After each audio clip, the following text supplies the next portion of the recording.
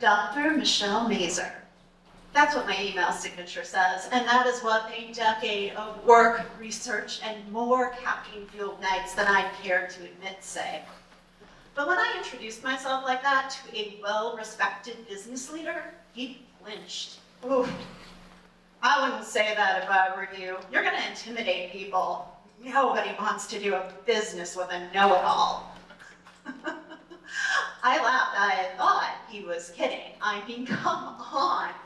Who would be intimidated by a woman who spent her 20s chasing down citations at the library on a Friday night? Oh, very scary. Except he wasn't kidding. Turns out the doctor title that I worked so hard to earn is not an asset. It is a liability. Somewhere, somehow along the way, expertise became suspect. Doctor doesn't mean credible anymore. It means condescending. Authority doesn't signal trust. It signals ego. And that has created a massive vacuum where suddenly we have handed the microphone to influencers with no credentials, just charisma. And because of social media, we can get our questions answered 24/7 by the influencers who feel relatable instead of the experts who spent their lives studying the truth. And that's not just a communication issue. That's a problem. So why did trust break down? And how do we, the experts, win it back? Not by proving more, not by speaking louder, but by showing up differently. It's easy to laugh at the idea of people trusting TikTok wellness tips over decades of peer-reviewed research.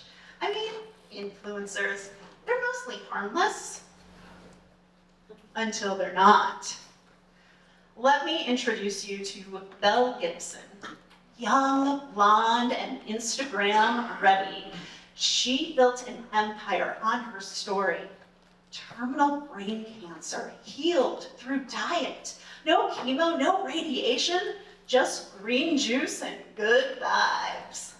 She had a following of over 300,000 people. She wrote a best-selling book. She even had an app so you could eat like Belle. She raised $300,000 for charities. There was just one small problem. She lied. She never had brain cancer, and all that money she raised, most of it didn't make it to those charities. But the real punch in the gut, people followed her anyway. They changed their diets, refused medical treatment because she felt trustworthy. Not because of her credentials, not because of training, because of connection. And listen, I don't think people are foolish. I think they're scared. I think they're overwhelmed. And when experts feel inaccessible, hard to understand, or even arrogant, we turn to people who get us, even if it's just someone with a ring light and a good story. We didn't stop trusting experts because we don't care about the truth. We stopped trusting experts because they no longer speak in a language that we can feel. And maybe we forgot what trust really means. Charles Feldman in the Thin Book of Trust writes, "Trust is choosing to make something you value vulnerable to someone else's actions." And that's not a data point. That is vulnerability. That is risk. That is saying, I'll let my knowledge impact something that matters to you. And lately, that feels dangerous. A Pew Research study found that only 45% of Americans think scientists are good communicators. And nearly half believe that scientists are superior to themselves. And that paints a picture of the expert who is so far up their own. expertise, that they don't see the human being right in front of them. And that's a problem, because when trust erodes, we turn increasingly to those we see on social media. Take Tai Lopez. He built a viral business off his garage, a Lamborghini, and the promise that you too could be rich if you just followed his plan. Financial expert? Hardly. The SEC indicted Lopez for running a $112 million Ponzi scheme. Charlatans are cashing in on the collapse of credibility. And it's not just science, public health, and finance. It's our shared ability to act on the truth. Because when misinformation thrives, we lose the very thing that expertise is meant to give us. A shared foundation of knowledge that we can build on. So how do we fix this? How do the experts, the scientists, the researchers, the practitioners reclaim trust? Well, they're not going to love this answer, because it's going to be painful like a root canal served with a side of LinkedIn buzzwords. But here it goes. Experts need to think like marketers. And I know, you are probably thinking about TikTok dances, ClickFunnels, and some dude yelling, "Bro, while trying to sell you a six-figure mastermind in front of a private jet he does not actually fly in." But hear me out. Marketing, real, solid marketing, it isn't about tricking people, and it's not about oversimplifying. Seth Godin says that marketing is the generous act of helping someone solve a problem, their problem. And when you think about it like that, that's what experts do. You solve hard problems, you ask better questions, and you dedicated your life to making things better for people. It's just that experts stopped speaking in a way that people can understand and only appeals to other experts.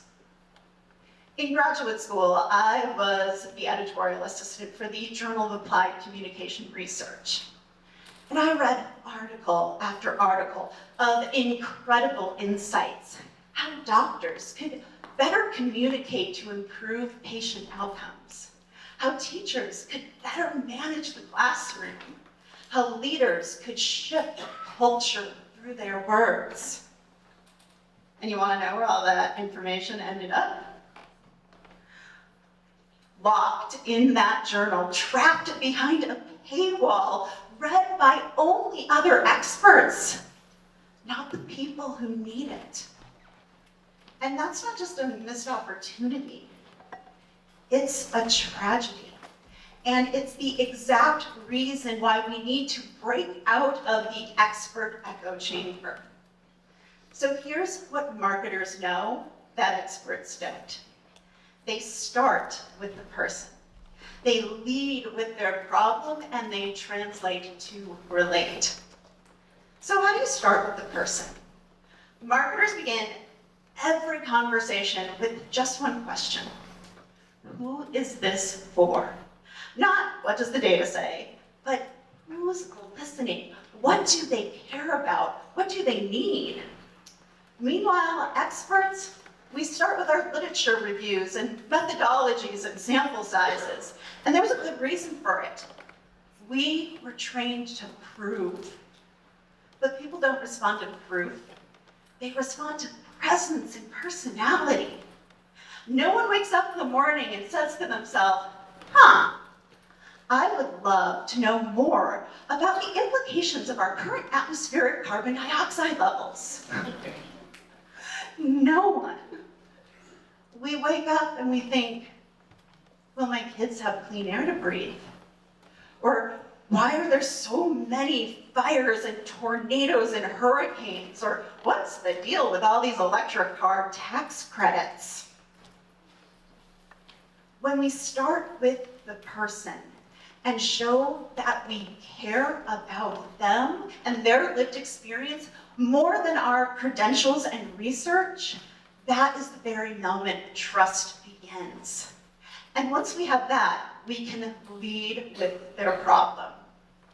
Experts love to talk about their solutions. We've done the research and we know what works, and we're excited to share it.